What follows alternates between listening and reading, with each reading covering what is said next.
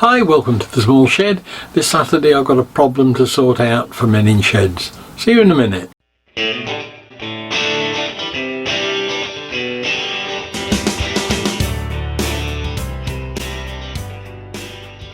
Right, so another odd one in the shed today. Not that we don't get lots of odd things in here.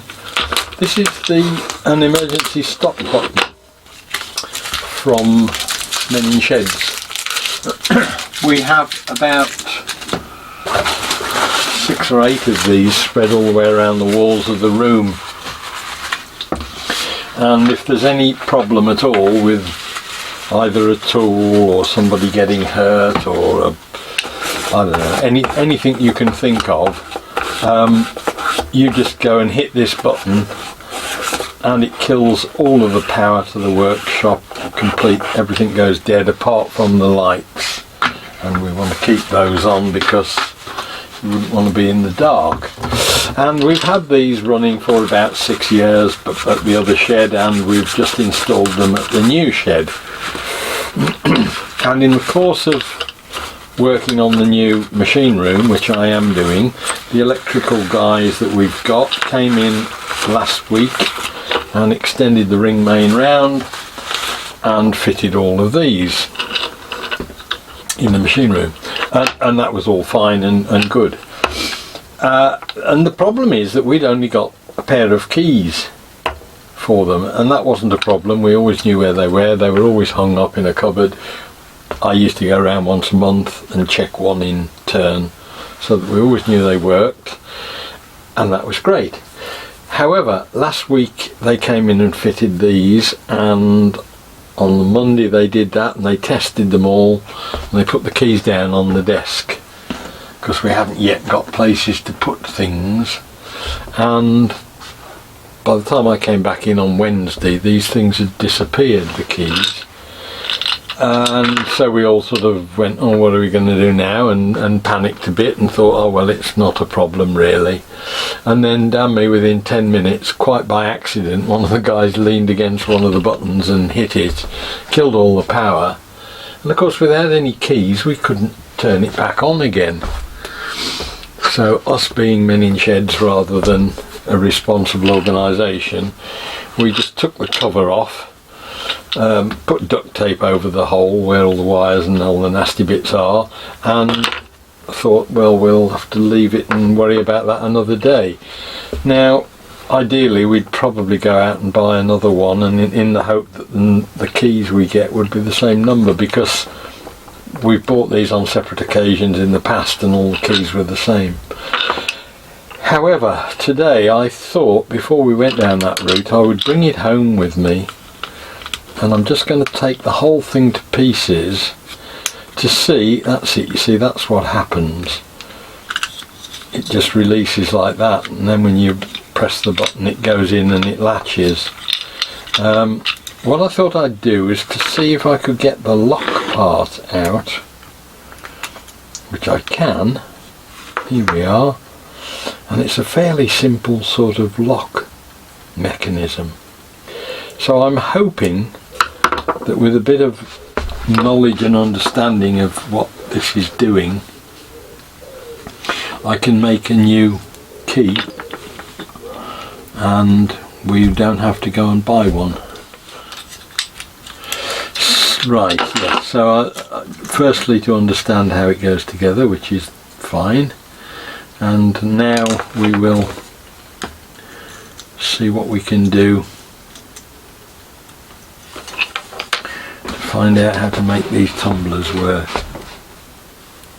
because that's all it does. All you're trying to do is to move those tumblers so you can then rotate this part of the switch and release the button back out again. So I'll just spend a bit of time sort of understanding the mechanism, and come back to you when we've done that. Right, so I've just spent half an hour or so just living with this thing and understanding how it works. There's 2 springs in there one of them has got a ferrule on the top which goes around the keyhole itself. There's a little pin in there that goes into a hole in that top, and you have to sort of wind it in, and it's part of the process for releasing the button that needs to wind up before it'll seat properly inside the red button, if you like.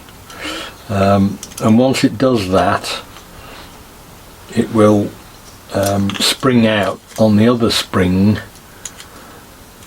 but when you hit the emergency stop button, there's a little setup here that just means that it goes in and stays in.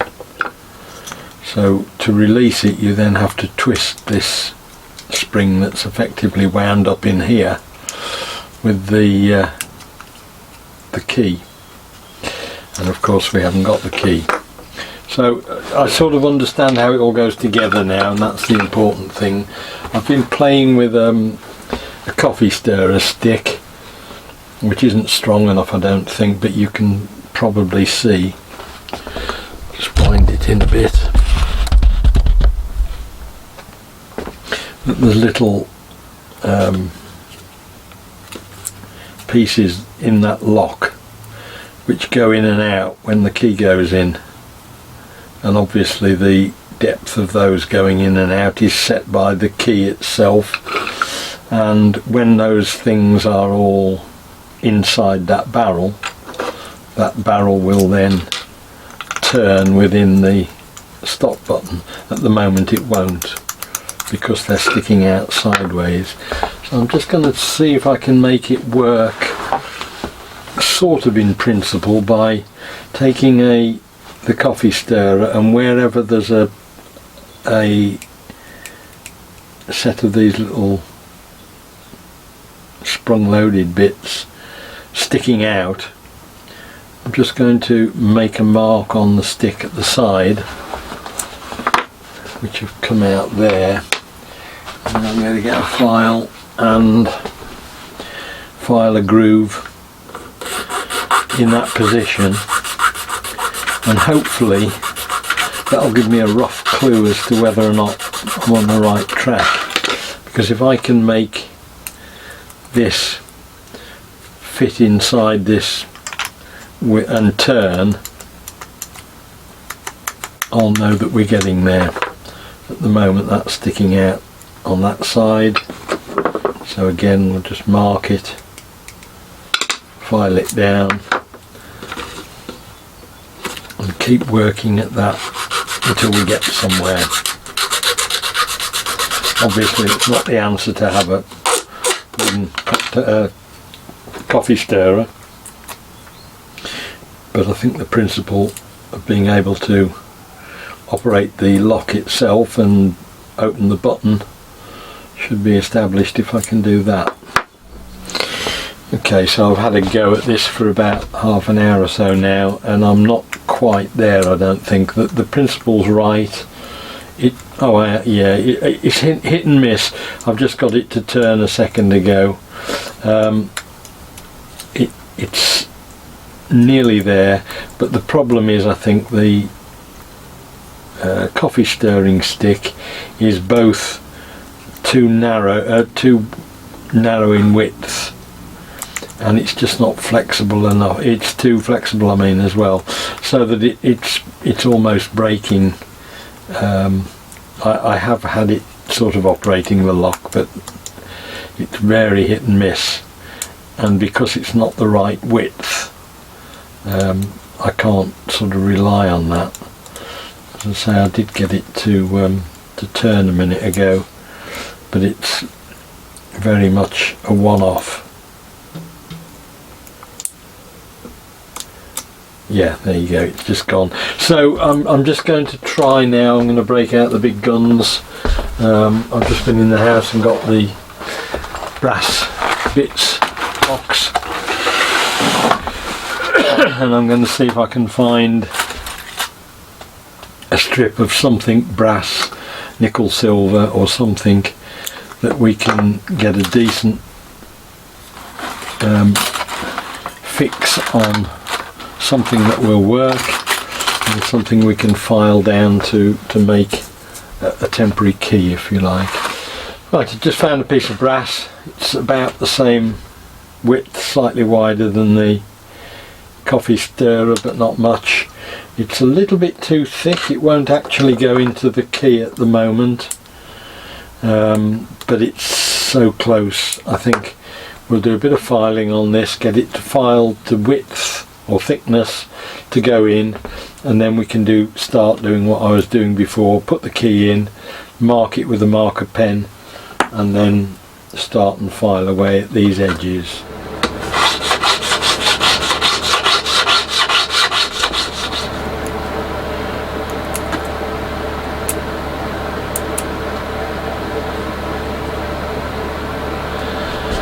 I think we're getting somewhere. We've at least got the key part to go in. There's a little bit more taking off. So all I need to do now is mark where the little tumblers are protruding slightly, which is just really on this side. If I mark with a marker pen roughly where they are, I can probably file away.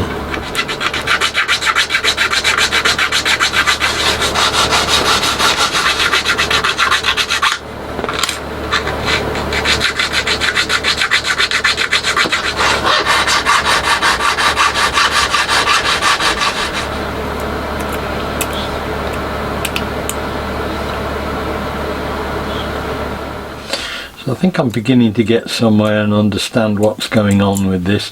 These little tumblers stick out, they're spring loaded, and they stop the barrel rotating in the circular hole it's in. There's a cutout in the side that they spring into, and when the key goes in, that will move them across. And I've got to the point where the first couple now, I'm just filing up these slots in the edges where the tumblers are, and that then pushes them out the way temporarily, so that you get the point where now 3 of those will rotate. Just got to work on the 4th one now. So I think I've got to the point where that will not turn in its housing on its own, but with a little bit of jiggling I'm getting close, I think, now to the point where we can put the brass key, for the want of a better word, in, and I think it's the other way. It needs a little bit more fettling, I think. I think the secret is not to put it in too far. But if I do that now, I can actually turn that lock in the key holder. So we've got a key that works. It's a bit hit and miss, but I'm going to put it back together and see if I can get it to make it work, and then we can worry about, now we know how to do it, we can make a better one if we need to. Right, so after a lot of swearing and messing around, I think I've got to the point where now that will, with a little bit of waggling, that will release. So we've actually got a means of undoing these things now, in the short term. No doubt as soon as I get this tidied up and working, we'll find the originals. But at least now, if we lose all our power in the shed, we can reinstate it with a key of some sort. Anyway, I'm just going to get a bit of WD-40 on it just to tidy things up and get the dust out.